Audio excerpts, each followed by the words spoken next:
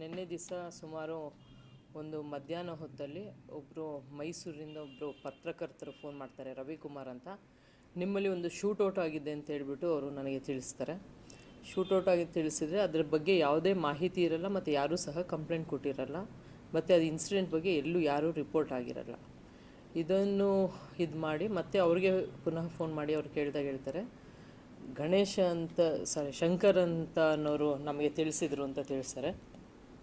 ತದನಂತರ ಅವರು ಶಂಕರ್ ಅವ್ರನ್ನ ನಾವು ವಿಚಾರಣೆ ಮಾಡಿದಾಗ ನಾವು ಇನ್ಸ್ಪೆಕ್ಟ್ರಿಗೆ ನಾನು ಆ ನಂಬರ್ ಕೊಡ್ತೀನಿ. ಇನ್ಸ್ಪೆಕ್ಟ್ರ್ ಫೋನ್ ಮಾಡಿ ವಿಚಾರ ಮಾಡಿದಾಗ ಅವರು ಯಾರೋ ಒಬ್ಬರು ಈ ಥರ ಹಿಂಗೆ ನಮ್ಮ ಗಾಡಿನ ಓವರ್ಟೇಕ್ ಮಾಡ್ಕೊಂಬಂದು ಬೈದರು.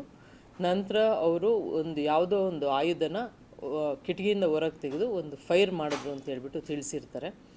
ತದನಂತರ ಅವ್ರಿಗೆ ಬಂದು ಕಂಪ್ಲೇಂಟ್ ಕೊಡಿ ಅಂದರೆ ಅವರು ಫೋನು ಸ್ವಿಚ್ ಆಫ್ ಇರುತ್ತೆ. ಮತ್ತು ಅವರು ಸಂಜೆಯಲ್ಲಿ ನಾವು ಅವರು ಎಲ್ಲಿಂದ ಫೋನ್ ಮಾಡಿದ್ದಾರೆ ಅಂತ ಹೇಳ್ಬಿಟ್ಟು ತದನಂತರ ನಾವು ಸಹ ರವಿಕುಮಾರ್ ಫೋನ್ ಮಾಡಿ ಯಾಕೆ ಅವ್ರು ಫೋನ್ ಸ್ವಿಚ್ ಆಫ್ ಮಾಡಿದ್ದಾರೆ ಮತ್ತು ಅವರು ಕಾಂಟ್ಯಾಕ್ಟು ಹೆಂಗೆ ಮಾಡಬೇಕಂತ ಹೇಳ್ತಾರೆ. ಅವ್ರ ಜೊತೆಯಲ್ಲಿರೋರು ಯಾರೋ ಬೇರೆಯವ್ರದ್ದು ಕೊಟ್ಟರು. ಸರಿ ಅಂತೇಳಿ ನಮ್ಮ ಸ್ಟಾಫ್ನ ಅಲ್ಲಿಗೆ ಕಳಿಸ್ಕೊಟ್ಟಿದ್ದು. ತದನಂತರ ಶಂಕರ್ ಅವರು ನಿನ್ನೆ ರಾತ್ರಿ ಬಂದು ಒಂದು ಕಂಪ್ಲೇಂಟ್ ಕೊಡ್ತಾರೆ. ಅದರಲ್ಲಿ ಇವರು ಒಂದು ಸೂಪರ್ ಸ್ಪೀಡ್ ಸರ್ವಿಸ್ ಕೊರಿಯರ್ ಅಲ್ಲಿ ಅವರು ಕೆಲಸ ಮಾಡ್ತಾಯಿರ್ತಾರೆ ಸುಮಾರು 20 ವರ್ಷಗಳಿಂದ. ಇವರು 2ನೇ ತಾರೀಕು ಬೆಳಗಿನ ಜಾವ ಸುಮಾರು 4:50 ಗಂಟೆಗೆ ಅವರು ಬ್ಯಾಂಗ್ಳೂರು ಮೈಸೂರು ಹೈವೇಲಿ ಹೋಗಬೇಕಾದ್ರೆ ಯಾವುದೋ ಒಂದು ಗಾಡಿ ಬಂದು ಅವ್ರಿಗೆ ಬೈದು ಅವಾಚ್ಯ ಶಬ್ದದಿಂದ ಬೈದು ತದನಂತರ ಗಾಡಿ ನಿಲ್ಲಿಸ್ಬೇಕು ಅಂತ ಹೇಳ್ಬಿಟ್ಟು ಓವರ್ಟೇಕ್ ಮಾಡ್ತಾರೆ. ಓವರ್ಟೇಕ್ ಮಾಡಿ ಸೈಡಲ್ಲಿ ಅವ್ರಿಗೆ ಯಾವುದೋ ಒಂದು ಆಯುಧದಿಂದ ಒಂದು ಫೈರ್ ಓಪನ್ ಮಾಡ್ತಾರೆ. ತದನಂತರ ಇವರು ಅದಕ್ಕೆ ವೆಪನ್ ನೋಡಿದ ತಕ್ಷಣ ಅವರು ಸ್ಟಾಪ್ ಮಾಡ್ತಾರೆ ವೆಹಿಕಲ್, ಬಟ್ ಅವರು ಸ್ಟಾಪ್ ಮಾಡಲ್ಲ, ಸೀದಾ ಹೊರಟೋದ್ರು ಅಂತ ಒಂದು ಕಂಪ್ಲೇಂಟ್ ಕೊಟ್ಟರು. ಇದಕ್ಕೆ ಸಂಬಂಧಪಟ್ಟಂತೆ ಕ್ರೈಮ್ ನಂಬರ್ 323/26 ಪ್ರಕರಣವನ್ನು ದಾಖಲು ಮಾಡಿಕೊಂಡು ಇದು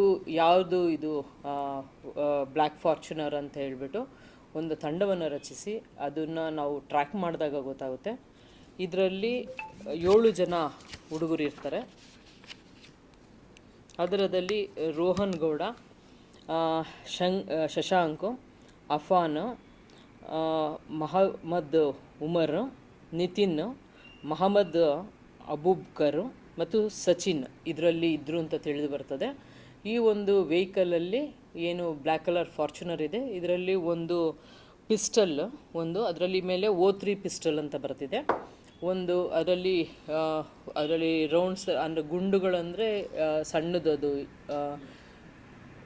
ಪೆಲೆಟ್ಸ್, ಒಂದು ಕಾರ್ಬನ್ ರೀಫಿಲ್ಸ್ ಅಂತ 2 ರೀಫಿಲ್ಸು ಮತ್ತು ಪಿಲೆಟ್ಸ್ಗಳಿದೆ. ಅದ್ರ ಮೇಲೆ ಏರ್ ಗನ್ ಅಂತ ಬರೆದಿದೆ.